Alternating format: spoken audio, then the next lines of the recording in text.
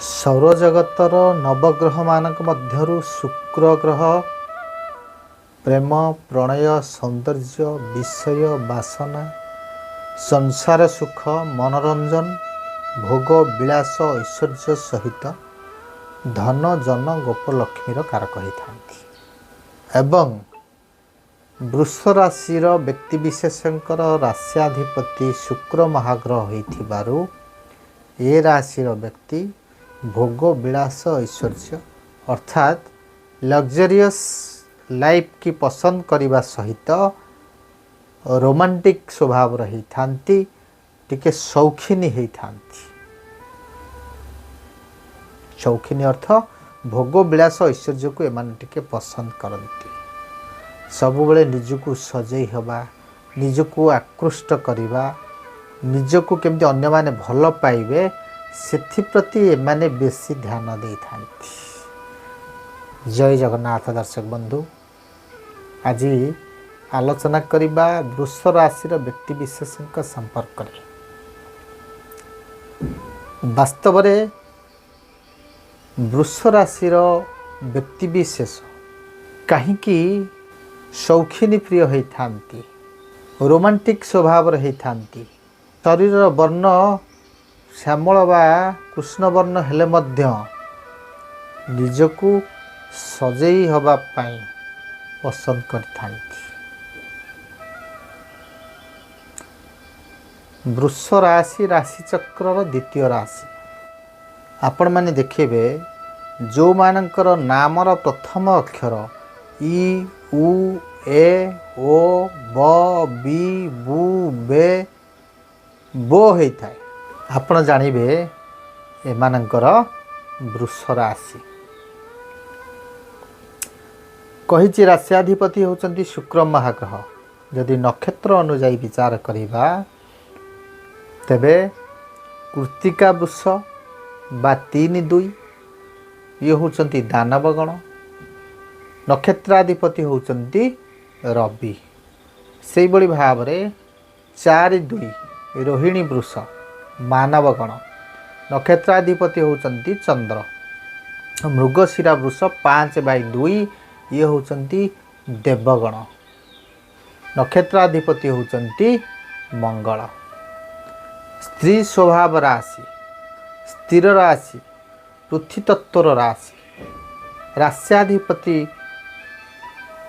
ଶୁକ୍ର ଏବଂ ଶୁକ୍ରଙ୍କର ଇଷ୍ଟଦେବୀ ହେଉଛନ୍ତି ମା ଲକ୍ଷ୍ମୀ।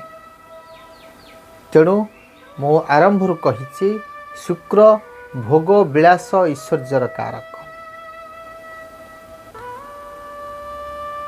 ବୃଷ ରାଶିର ବ୍ୟକ୍ତି ସାଧାରଣତଃ ଲକ୍ଜରିୟସ୍ ଲାଇଫ୍ କି ସେଥିପାଇଁ ପସନ୍ଦ କରନ୍ତି, କିନ୍ତୁ ଦେଖିବା ପାଇଁ ପଡ଼ିବ ରାଶିଚକ୍ରରେ ଶୁକ୍ରଙ୍କର ସ୍ଥିତି କିଭଳି ଅଛି।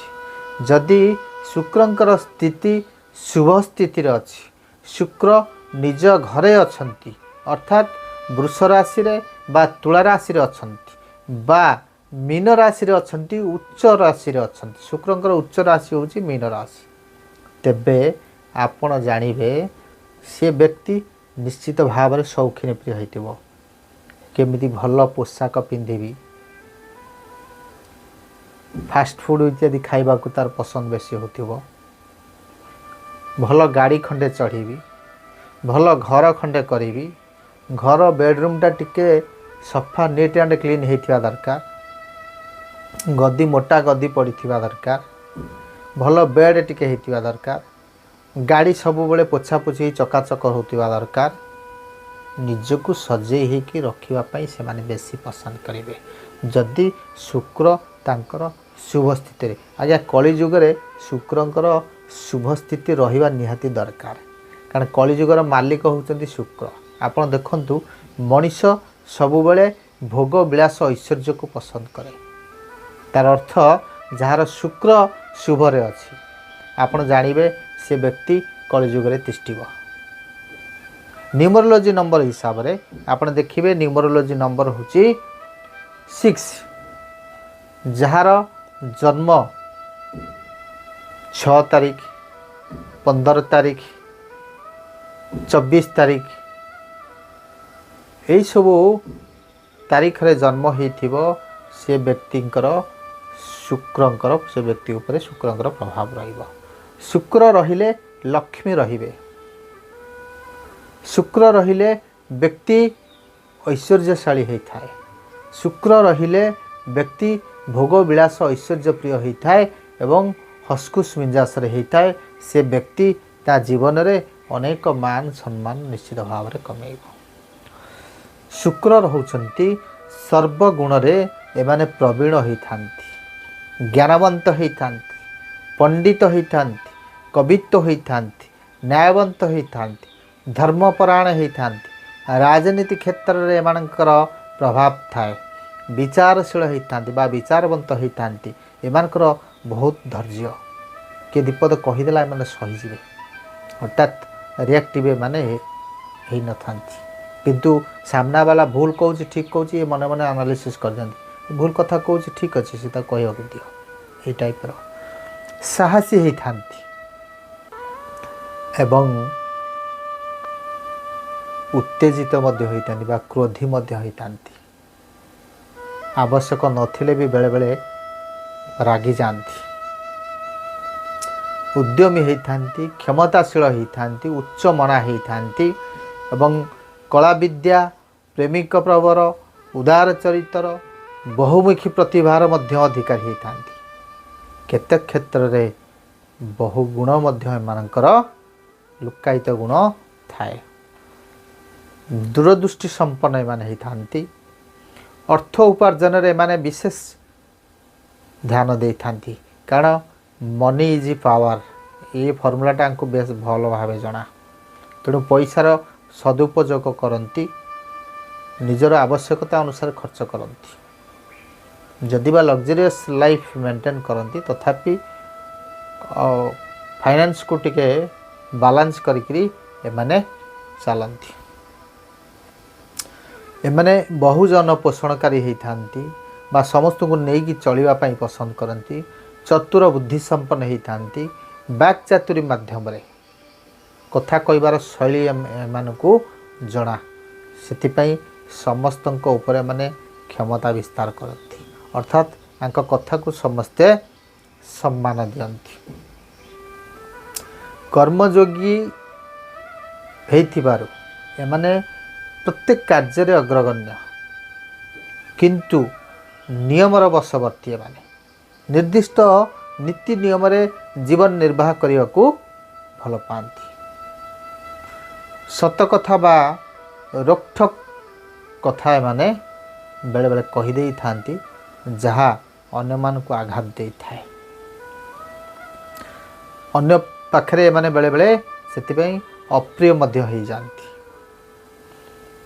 ଖର୍ଚ୍ଚ ମୁଁ କହିଛି, ଖର୍ଚ୍ଚ ପଇସାକୁ ବାଲାନ୍ସ କଲେ ମଧ୍ୟ ଖର୍ଚ୍ଚ ଏମାନେ ଅଧିକା କରିଥାନ୍ତି। ବୁଦ୍ଧି ବିଦ୍ୟାରେ ଏମାନେ ବିଚକ୍ଷଣ ହୋଇଥାନ୍ତି। ଅନ୍ୟମାନେ ଏମାନଙ୍କର ପରାମର୍ଶ ଲୋଡ଼ନ୍ତି। ଏମାନଙ୍କର ଗୁପ୍ତ ଶତ୍ରୁ କିନ୍ତୁ ଅଧିକା ଥାନ୍ତି।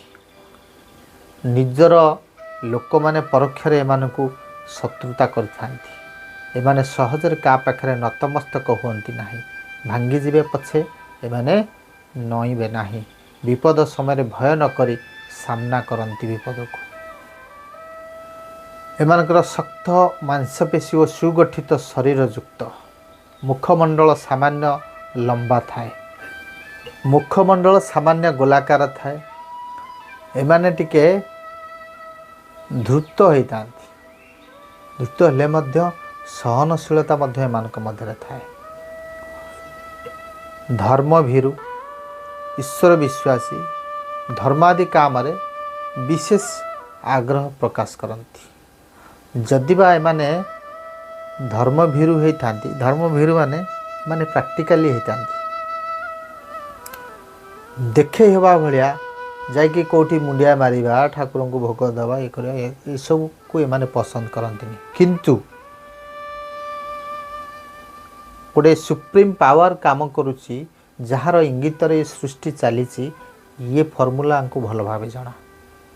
ଈଶ୍ୱର ପାଖରେ ଏମାନେ ଭକ୍ତି ରଖନ୍ତି, କିନ୍ତୁ ଲୋକ ଦେଖାଣିଆ ଭକ୍ତି କରନ୍ତି ନାହିଁ।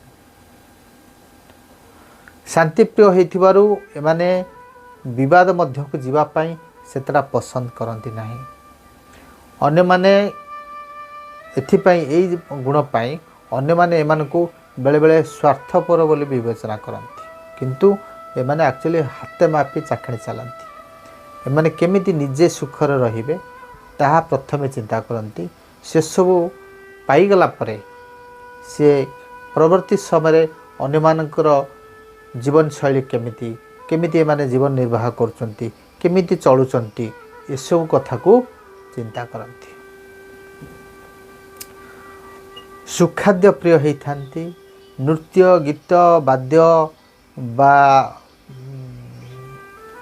एक्टिंग एसबू माने रुचि रखी था। जेतिकी लड़ुआ होती सेतिकी अलसुआ मध्य होती। एमाने गुण स्वभाव चरित्र व्यक्तित्व विषय अवगत न होई शारीरिक सौंदर्य देखी अन्य प्रति आकृष्ट हो जाती। बेले बेले अति नीच स्तर रे स्त्री बा नीच स्तर पुरुष सह एमाने संपर्क सृष्टि कर दियंती।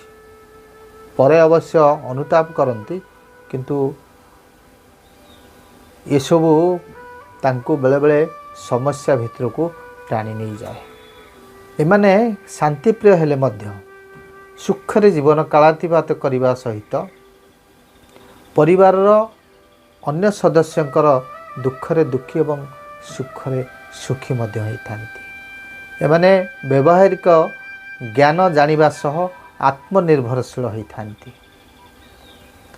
जीवन साथी कथा को एमाने सम्मान देवा सह तांकर परामर्श मध्य नहीं थांती। वैवाहिक जीवन रे माने आबद्ध होला परे जीवन साथी प्रति अधिक स्नेह बा अनुगत्य प्रदर्शन करती। जदि आपण माने देखिबे कन्या एवं मकर राशि व्यक्ति सहित जीवन एमानकर आनंदमय होता है। एमानकर सिलेक्टिव बंधु थांती जहाँ सह एमाने बंधुता रखती। जीवन सारा ता सहित संपर्क रखी थांती। तार गुण तार स्वभाव तार चरित्र ये सब को मैच करिकी जाई एमाने बंधुता स्थापन करती। थरे ता सहित निबिड़ता आसीगले तार समस्त अन्याय अत्याचार को एमाने सहीजिबे पछे संपर्क रे केबे पूर्णच्छेद पकांती नाही। एमाने निजको अति चतुर भावी प्रतिपक्ष को गौण मन करती। सेथिपाई ठीक समय प्रतिपक्षर आक्रमणर एमाने पराजय स्वीकार करिथांती। स्थिरता रक्षणशीलता सहिष्णुता आत्मकैंद्रिकता गठनशीलता एमानकर होची गोटे अंतर्निहित गुण। प्रथम कही माने वास्तववादी होइथांती। नूतन ठारू पुरातन को बेसी गुरुत्व देइथांती। गृह निर्माण शिल्प पशुपालन औषध व्यवसाय अलंकार व्यवसाय शिक्षकता प्रचारक मेडिसिन डॉक्टर एमडी मेडिसिन जोटा साहित्यिक कलाकार एसबू को जदि एमाने पेशार ग्रहण करती तेबे सुनाम अर्जन करती। बैंकिंग सेक्टर कथा कहतु अकाउंट्स चार्टर्ड अकाउंटेंट एसबुरे मध्य एमाने सफलता पाई थांती। एमाने भाग्य उपरे बेसी निर्भर करती। विपरीत लिंग प्रति एमानकर आकर्षण अधिक थाए। मद मांस प्रति आसक्त थाए। पारिवारिक अशांति रे बेले बेले एमाने विचलित होई घर छाड़ी दियंती। बेले बेले कुसंग द्वारा प्रभावित होई भ्रमण द्वारा निजर मानसिक अशांति दूर करि थांती। शुभ संख्या जदि कहबा मु प्रथम कहिछि 6 15 24। शुभ बार होछि एमानकर शुक्रवार। शुभ रंग ऑफ व्हाइट कलर। एमाने जेतिकी चिंता करती ताको कार्य रे लगेई पारंती नाही। एमानकर आलस्य गुण पाई ए सबु असंभव होता है तांको पाई। तेणु निजर जीवनचर्या को कुसुमित करने आपण आलस्यपण ठारू जो सामान्य आलस्यपण रही दूरे रुहतु। एमाने वस्तुवादी हो नथांती, वास्तववादी होता। प्रतिकूल परिस्थिति रे बा को परिस्थिति रे कौन करने आवश्यक एमाने ताहा करने पसंद करती। तेणु वृष राशि व्यक्ति विशेषक मु कहबी तांकर जीवनचर्या को आउरी पुष्पमय करने हेले आपण धला किंबा बैगणी पोशाक पिंधि दक्षिण पूर्व कोण को मुह करी स्फटिक मालारे ओं द्रांग द्रिंग द्रौं ओं द्रांग द्रिंग द्रौं स शुक्राय नमः। आउ थे कहूँ मन रखु ओं द्रांग द्रिंग द्रौं स शुक्राय नमः। यही मंत्र को 108 थर प्रत्येक दिन प्रातः स्नान पर जप करंतु आपणकर जीवनचर्या निश्चित भाव में मंगलमय हब। रहुछि जय जगन्नाथ।